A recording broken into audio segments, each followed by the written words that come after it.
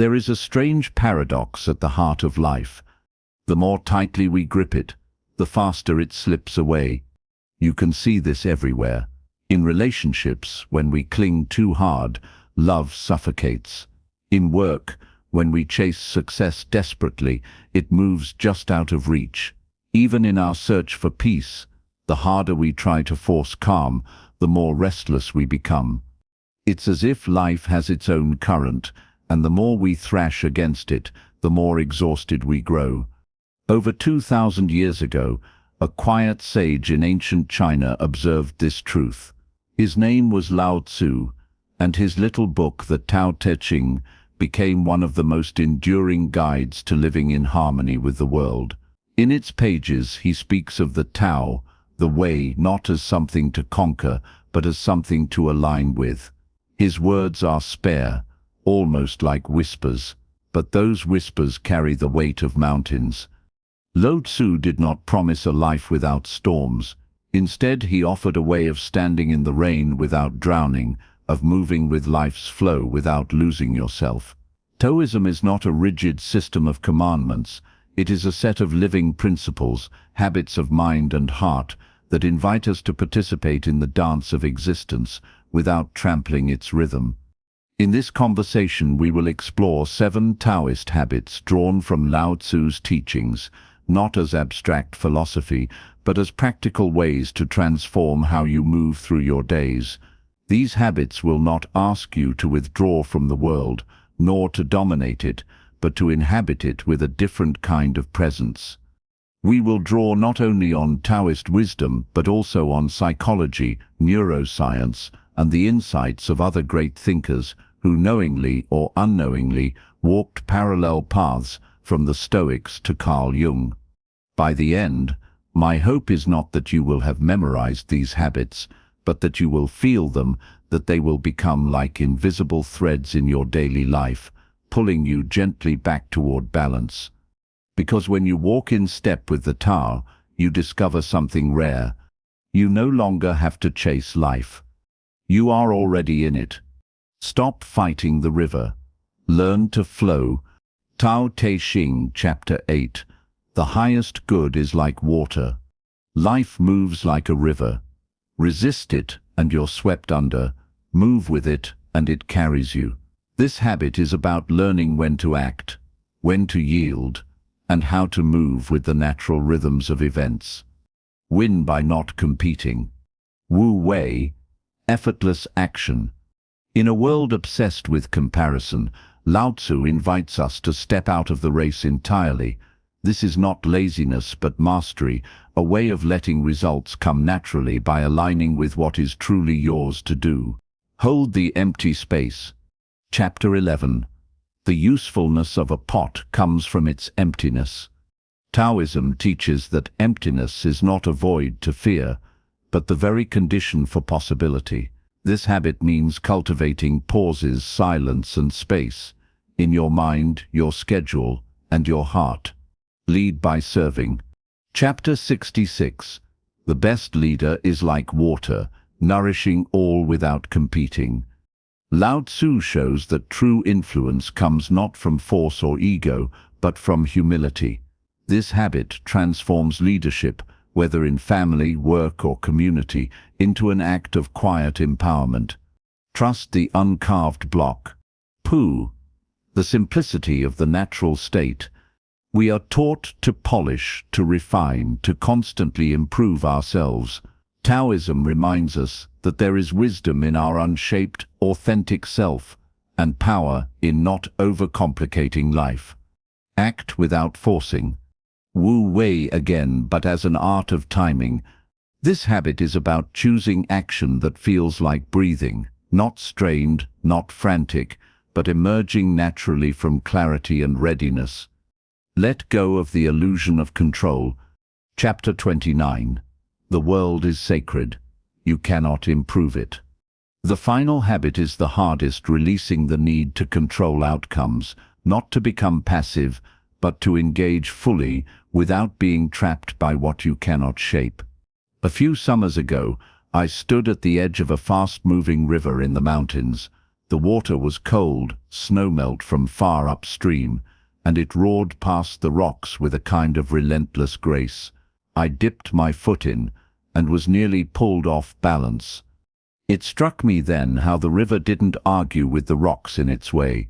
It didn't stop to push them aside or curse their presence. It simply moved, around, over, under, finding a path without ever losing momentum. So much of our suffering comes from trying to force life into our preferred shape, from standing rigid against currents we cannot change. We tell ourselves that we are being strong, determined, resilient, but often we are simply exhausting ourselves in a losing battle against what is. Lao Tzu in the Tao Te Ching says, "The highest good is like water. Water benefits all things and does not compete. It flows in places men reject, and so is like the Tao." In Taoist thought, water is more than a metaphor. It is a living example of how to move through existence. It adapts to the shape of its container. It yields without surrendering its essence, and given time, it wears down the hardest stone. In modern psychology, we might call this cognitive flexibility, the ability to shift perspective and strategy when circumstances change. People who cultivate it tend to experience less stress, adapt faster to challenges, and recover more quickly from setbacks. It's the mental counterpart to water's physical adaptability. But here's the paradox. Going with the flow is not about doing nothing. Water is never static. It is in constant motion. In the same way, flowing with life means staying in movement, but in harmony with the direction life is already taking. It means choosing your energy battles wisely, acting where you can make a difference, and releasing what is beyond your reach. I once worked with a man who, after a sudden company restructuring, lost a job he had held for over 20 years. At first he fought, writing letters, calling old contacts, clinging desperately to the life he knew. Months passed, his energy drained. Then one day, he simply stopped fighting. Not out of defeat, but out of clarity. He began exploring work he'd always been curious about. Gardening, local community projects. Within a year, he was running a small landscaping business, and to his surprise, was happier than before. The Taoist lesson here is simple. When the river changes course, you can stand in place and drown in exhaustion, or you can move with it, letting it carry you to a new bend you could never have reached by force. You can even see this principle in martial arts rooted in Taoism, like Tai Chi. Instead of meeting force with force, you redirect it, turning an opponent's energy into your ally. Life's challenges are no different. Resistance can be met not with a rigid wall, but with a yielding curve. Practical reflection. Ask yourself, in one area of your life right now, am I fighting the river?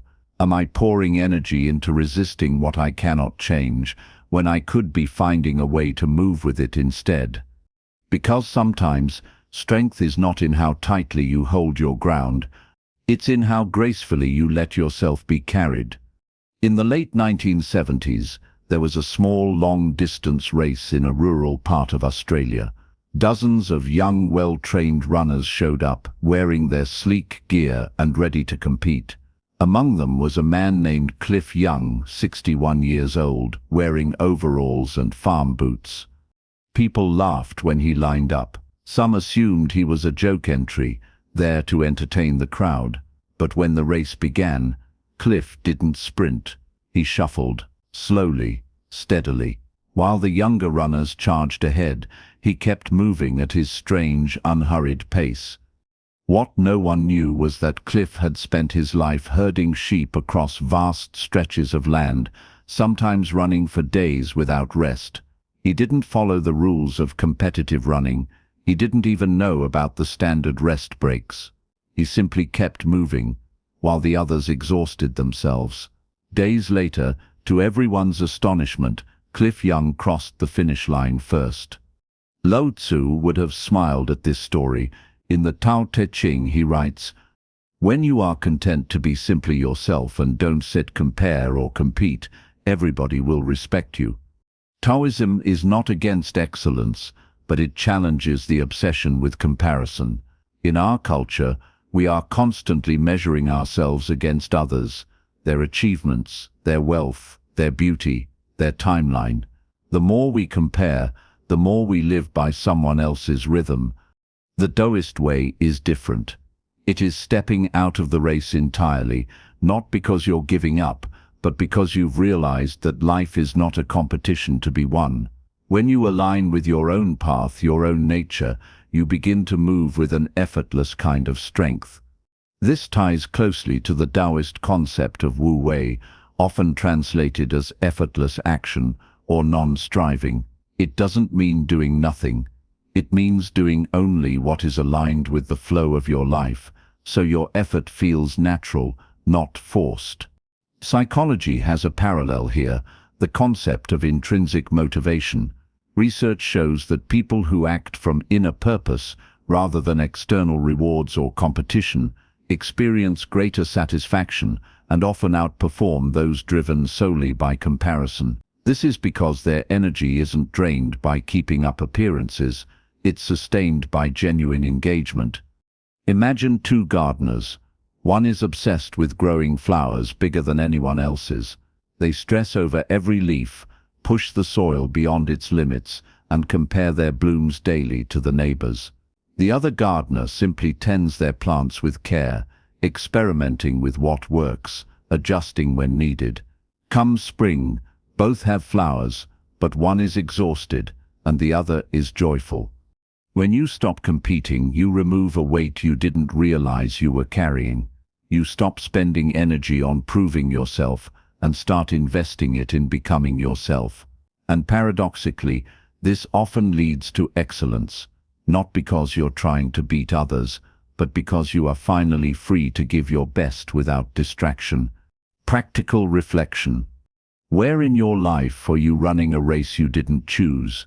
Where are you expending energy just to keep up, even if you don't actually want what you're chasing? The Taoist path invites you to step aside from that race, find your own pace, and discover that sometimes the surest way to win is to stop trying to win at all. There is a room in my grandmother's old house that, for as long as I can remember, was almost completely empty. Just a wooden floor, sunlight streaming in through the curtains, and a single chair in the corner. When I was a child, I found it strange. Why waste a perfectly good room? But as I grew older, I realized that this empty space was the most peaceful place in the whole house. It was where my grandmother went to pray, to read, to just breathe. It wasn't filled with things, but it was full of something else, possibility. Lao Tzu understood this. In the Tao Te Ching he writes, "We shape clay into a pot, but it is the emptiness inside that holds whatever we want. We hammer wood for a house, but it is the inner space that makes it livable." In Taoist thought, emptiness is not a void to be feared, it is the womb of creation. Without empty space, nothing new can enter. Without silence, no music can be heard. Without pauses in a conversation, no meaning can sink in. Yet our modern lives are allergic to emptiness. We fill every moment with noise. Podcasts while we cook, emails between meetings, scrolling in the elevator. We treat pauses as gaps to be patched over. But in doing so, we rob ourselves of the very space where new insights, ideas, and clarity might emerge. Psychologists have studied what they call the default mode network of the brain, the state your mind enters when it's not focused on a specific task. It turns out this idling state is essential for creativity, emotional processing, and problem solving. In other words, the brain needs its empty rooms too. Lao Tzu would likely smile at this. He might tell us that if our lives feel cluttered, it's not just because we have too many things, but because we have too little space between things. Creating emptiness is a habit. It can mean leaving an hour unscheduled in your day, sitting quietly before starting work, or resisting the urge to fill silence in a conversation. In Taoist practice, even breathing is seen as a rhythm of fullness and emptiness. Inhale, exhale, pause. The pause is not wasted time. It is the moment the body resets. Consider the artist who leaves parts of the canvas blank so the viewer's imagination can enter, or the composer who uses silence to make a note land with greater power. Without space, the art would suffocate under its own weight. Practical reflection. Ask yourself, where in my life do I need to create more emptiness? Is it in my calendar to allow for genuine rest? Is it in my mind to give ideas room to breathe?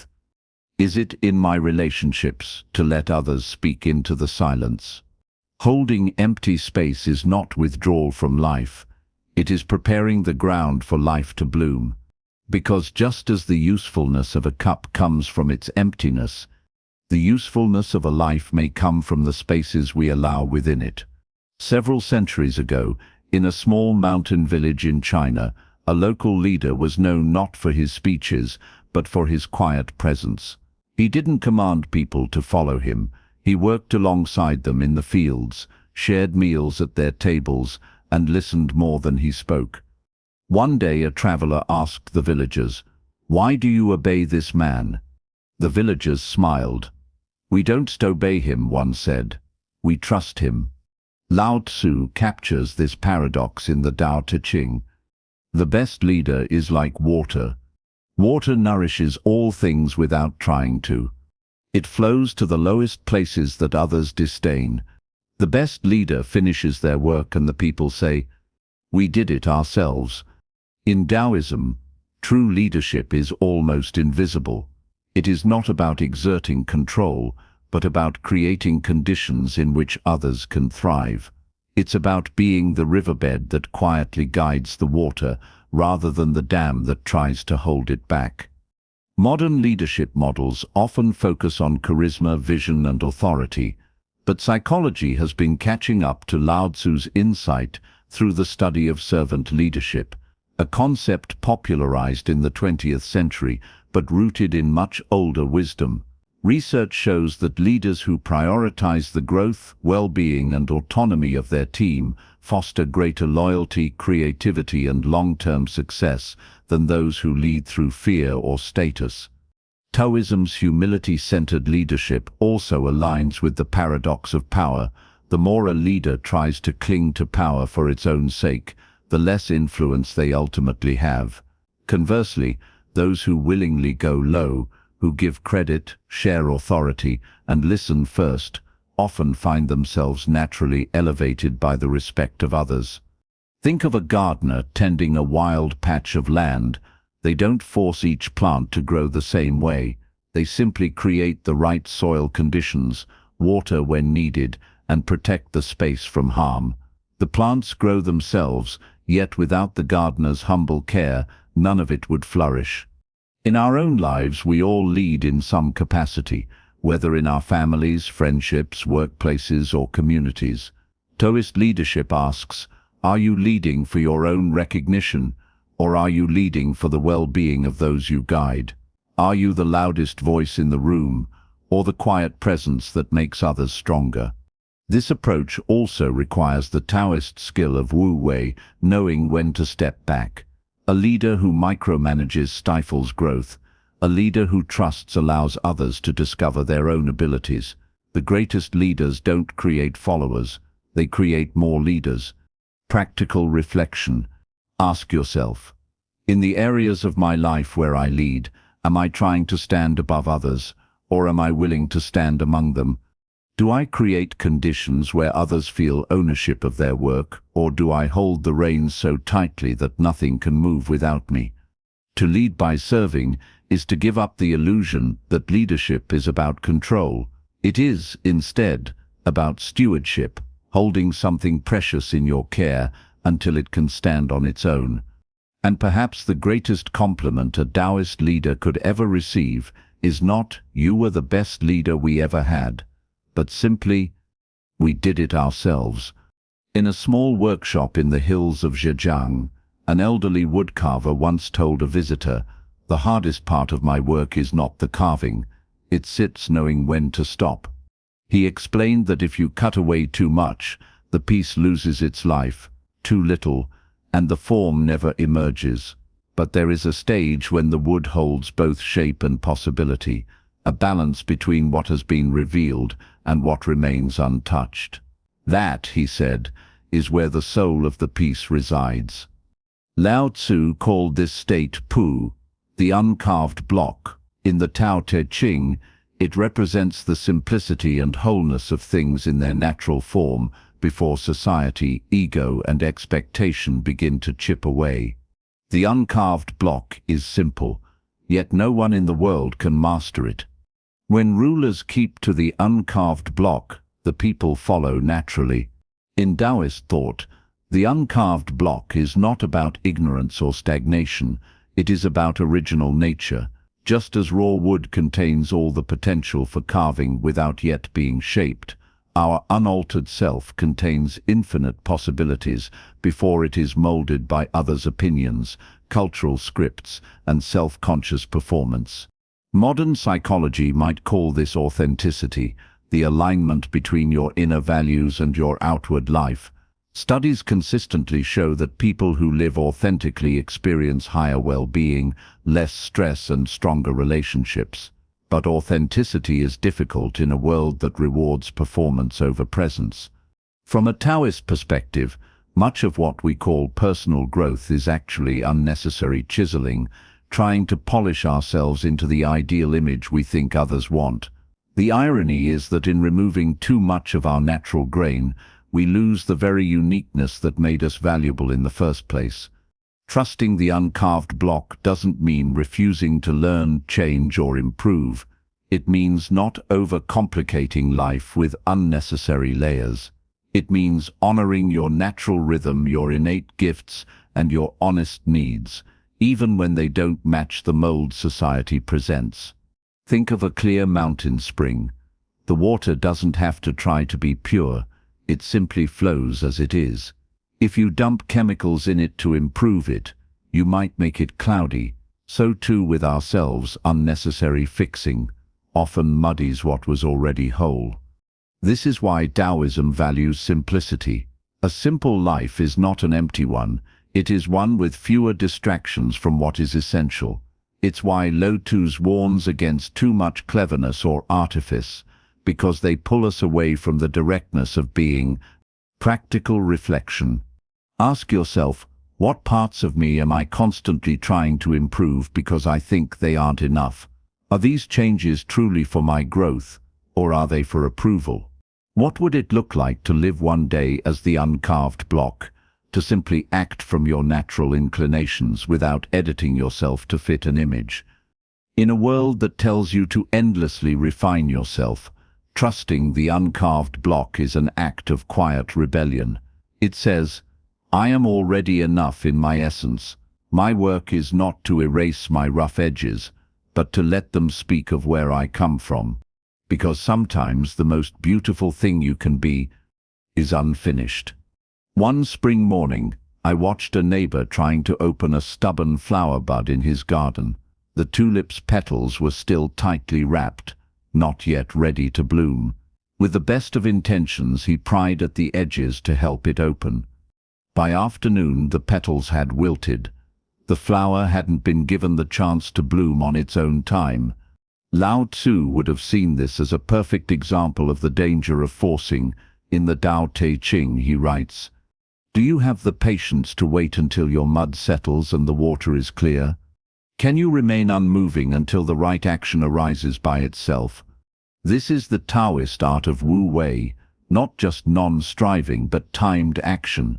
It's knowing when to move and when to be still.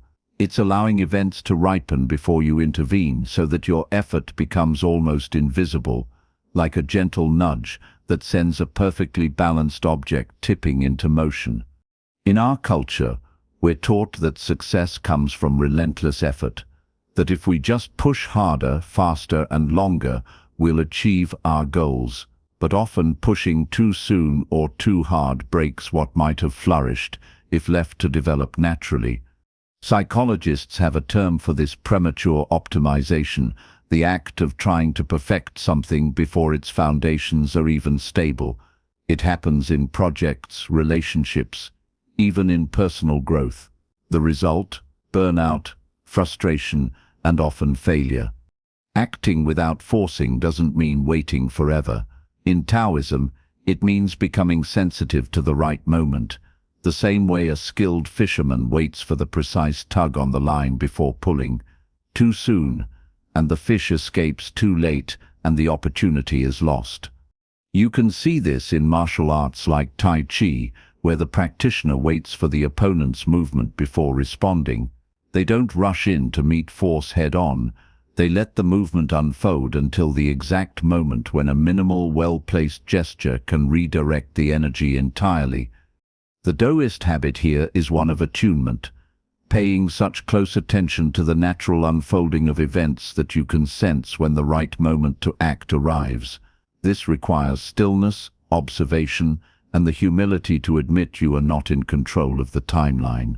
In practical life, this might look like not rushing into a heated conversation, but waiting until emotions have cooled, delaying a big decision until you have more clarity rather than acting from fear, allowing a skill or project to mature before trying to showcase it to the world.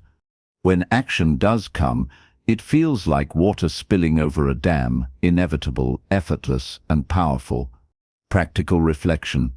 Ask yourself, where in my life am I forcing a flower to bloom before it's ready? If I stopped pushing, what would naturally unfold on its own? Because when you learn to act without forcing, you stop wasting energy on premature battles. You start winning with fewer moves, less strain, and a deeper sense of alignment with the way things are. And sometimes, the greatest victory is not in how fast you move, but in how precisely you choose your moment. Years ago, a friend of mine planned an outdoor wedding. She had every detail mapped out: the flowers, the seating, the timing of the vows, even the exact shade of light she hoped for in the photographs. The morning of the ceremony, clouds rolled in.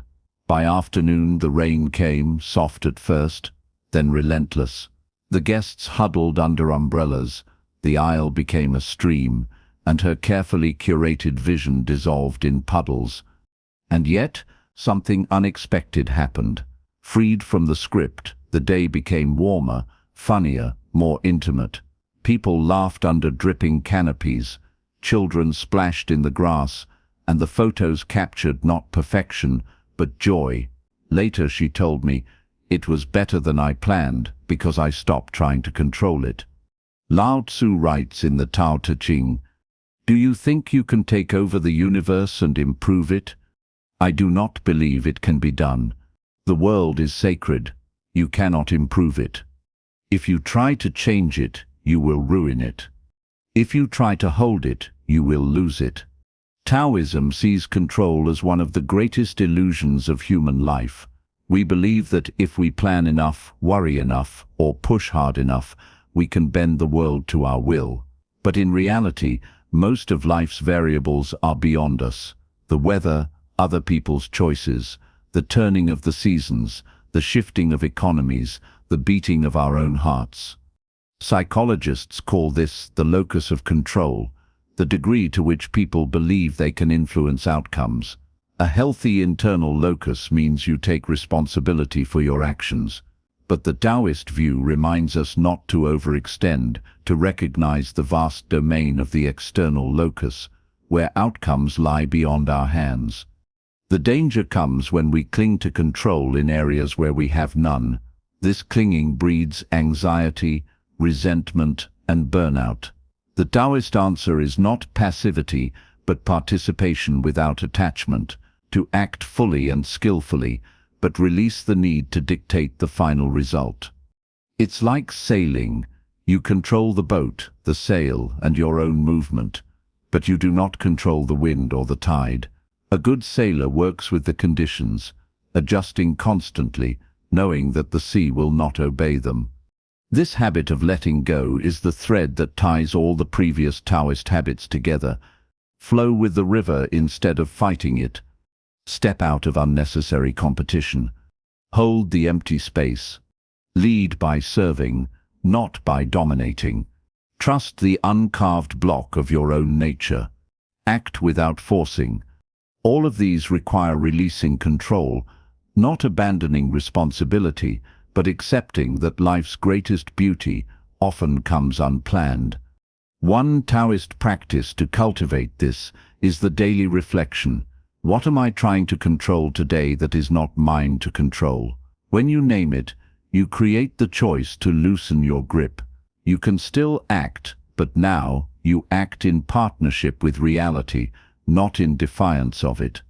Practical reflection. Think of one thing in your life right now that you are trying desperately to manage or predict.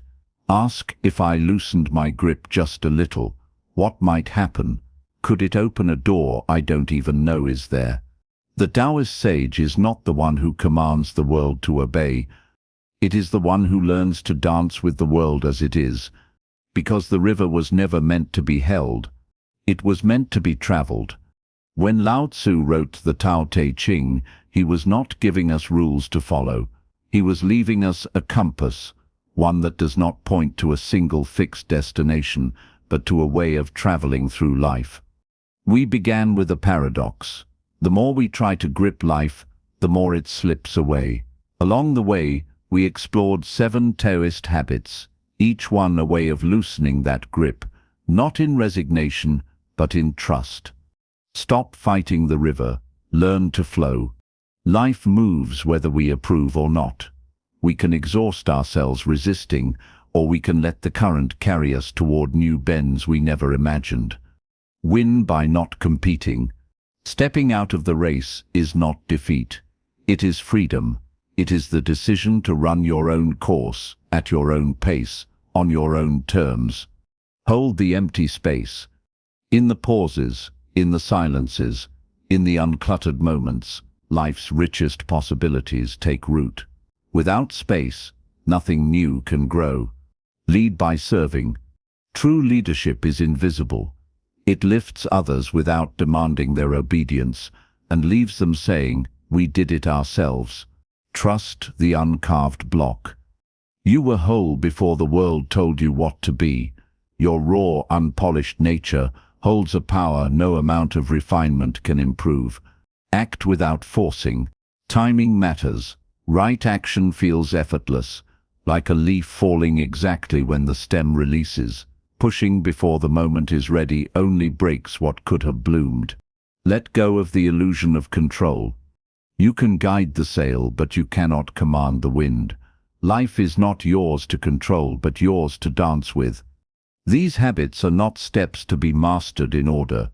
They are threads, each one strengthening the others, weaving together a way of living that is calmer, wiser, more attuned. And here is the quiet truth. Taoism does not promise you an easier life. The storms will still come, the river will still twist unexpectedly, but when you walk in step with the Tao, you stop thrashing against reality and start gliding with it. Your energy is no longer wasted on fighting what is. It is invested in shaping how you meet it. You begin to notice that what you once called obstacles are part of the path, that failure was only a bend in the river, that emptiness is not loss but space. The Tao is not far away. It is in the way water curls around a stone, in the stillness between heartbeats, in the effortless turn of a bird mid-flight. And it is in you, when you remember to stop forcing, to stop clinging, to simply move in harmony with what is. Your invitation. Tomorrow morning, before you speak, before you check your phone, pause, breathe. Ask yourself, what would it look like to live today with less struggle, more flow? Then, just for one day, practice one of these habits, not as a test, but as an experiment in seeing what shifts. If you find something in this, come back, walk with me again. Each week, we explore questions the world has been asking for thousands of years, not to find final answers, but to live better with the mystery. Because in the end, Lao Tzu was right. When you let go of chasing life, you discover you are already in it.